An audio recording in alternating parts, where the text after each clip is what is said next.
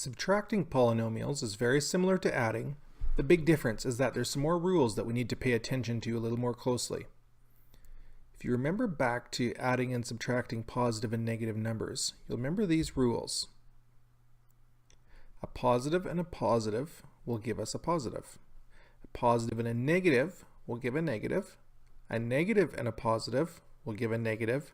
And a negative and a negative will give a positive.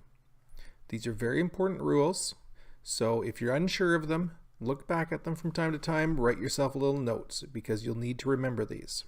So this looks very similar to our adding examples. We have two trinomials, but this time we are subtracting them, not adding.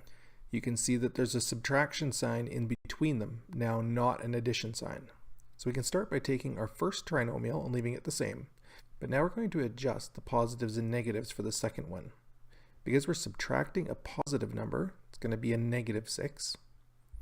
Here again, we're subtracting a positive 2, so it's going to become a negative 2.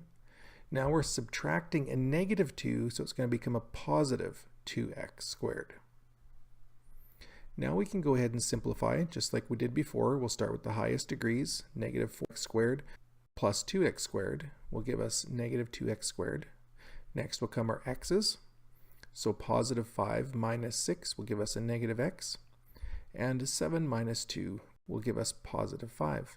And we end up with negative 2x squared minus x plus 5. So in this one, we can streamline it a bit and combine our positive and negatives in our head while we're working. So 2b squared minus 2b squared, they cancel each other out, that's 0. The next one we're going to do will be the a, because that's alphabetical.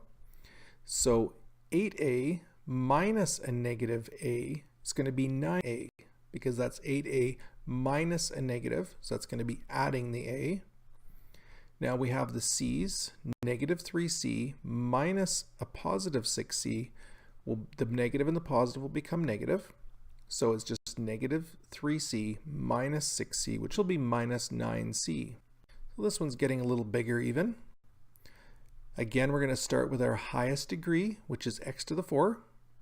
So we have 7x to the 4 minus a positive 6x to the 4. So that's just 7 minus 6, which will be x to the 4. Next, we have our y squareds. Negative 16 minus a negative 2. So that'll be negative 16 plus 2 will give us negative 14y squared. Next we have the x's, so 9 minus 14 will be negative 5x. Then we have our lonely negative y at the end.